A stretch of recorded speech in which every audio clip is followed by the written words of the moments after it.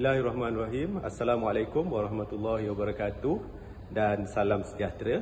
Saya kenalkan diri saya IR Dr. Muhammad Nazri bin Muhammad Nasir, pensyarah kanan di Universiti Teknologi Malaysia, dan saya adalah ketua makmal drone di UTM.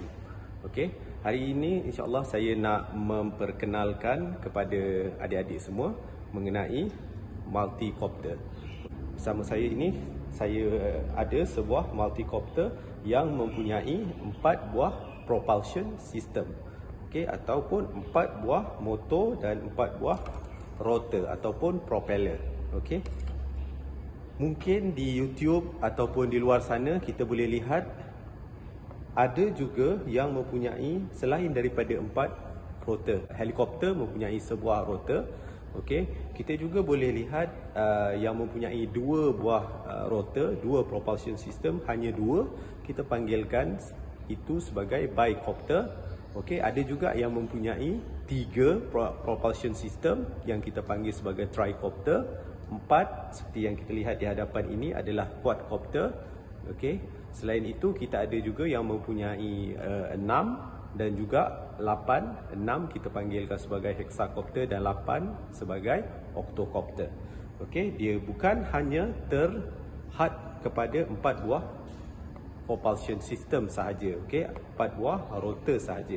Okey, antara komponen utama untuk sebuah multicopter adalah electric motor. Okey, kita boleh lihat di hadapan ini adalah electric motor yang akan menghasilkan daya angkat ke atas untuk multicopter ini terbang.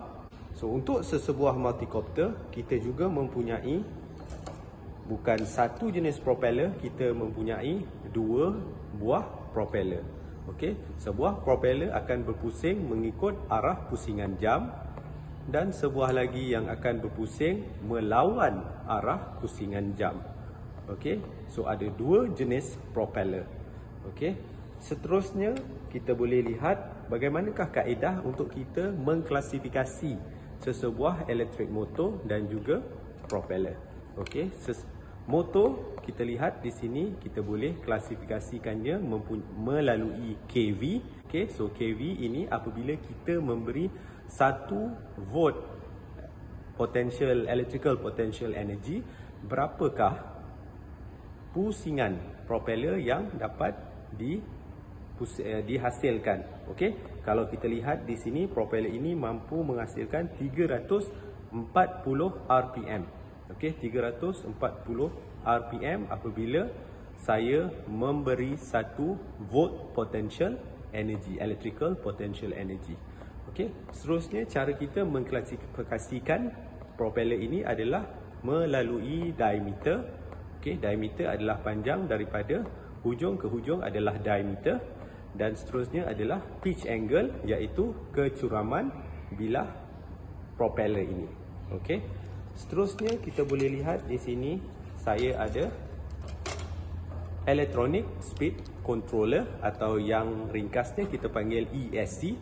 So ESC ini adalah driver ataupun komponen yang diperlukan untuk mengawal pusingan ataupun mengawal kelajuan elektrik motor ini. Okey, so ini adalah ESC, Electronic Speed Controller. Seterusnya kita boleh lihat juga di sini saya mempunyai flight controller. Okey, flight controller ini adalah pengawal kepada keseluruhan sistem multicopter ini. Okey, saya juga mempunyai sebuah bateri. Okey, so bateri adalah komponen yang penting. So untuk multicopter ini, bateri saya letakkan di bahagian bawah. Saya ikat menggunakan velcro battery straps. Okey, so ia memudahkan saya untuk mengeluarkan bateri ini untuk di-charge, dan juga selepas habis charge senang untuk saya letakkan kembali dan lekatkan semula. Okey, cara kita mengklasifikasi sesebuah bateri adalah melalui kapasitinya. Okey, capacity dan juga sel.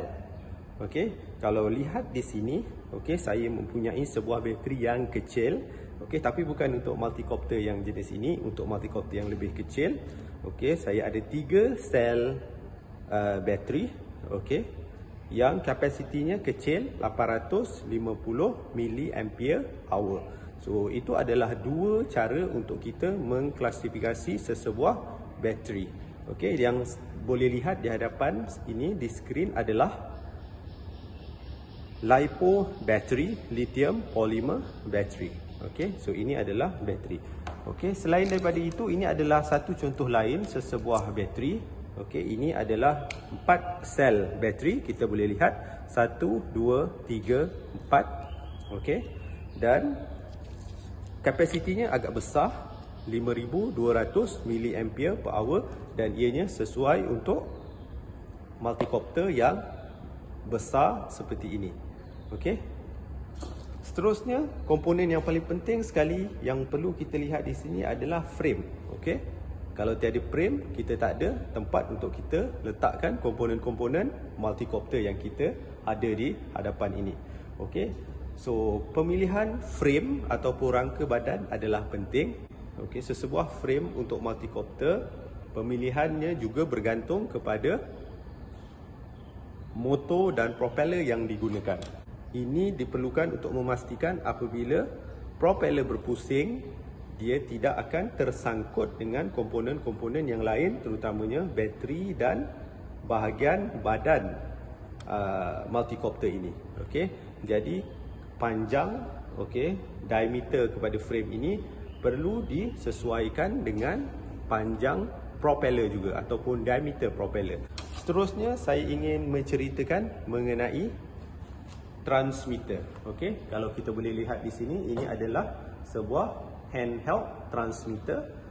Okey, handheld transmitter ini adalah alat yang kita perlukan untuk mengawal pergerakan drone.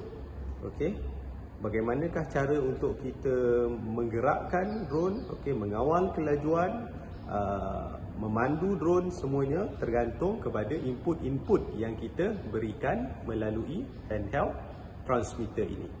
Okey, handheld transmitter yang saya gunakan ini menggunakan 2.4 GHz.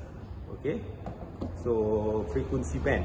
Okey, itu adalah radio signal yang saya gunakan. Input yang kita masukkan melalui knob di sini akan dihantar ke multicopter melalui sebuah receiver.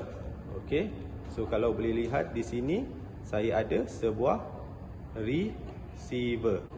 Seterusnya, kita juga boleh lihat beberapa komponen lain yang penting sebagai tambahan, terutamanya apabila kita ingin mengautomasi sesebuah drone. Okey, untuk kita mengautomasi sesebuah drone, kita memerlukan juga GPS modul, okey, dan juga accelerometer, okey, kompas, okey, initial measurement unit, IMU, okey, dan juga telemetri.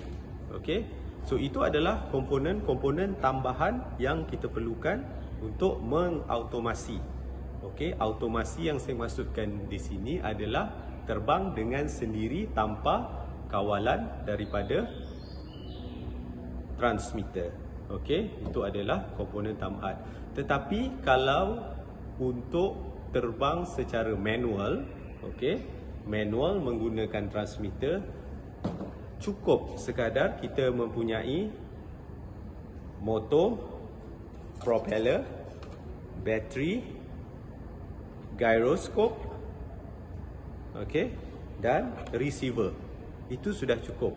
Okey, saya harap adik-adik semua faham dengan apa yang saya ingin sampaikan. Akhir kata, saya ucapkan selamat mencuba dan selamat berjaya. Terima kasih.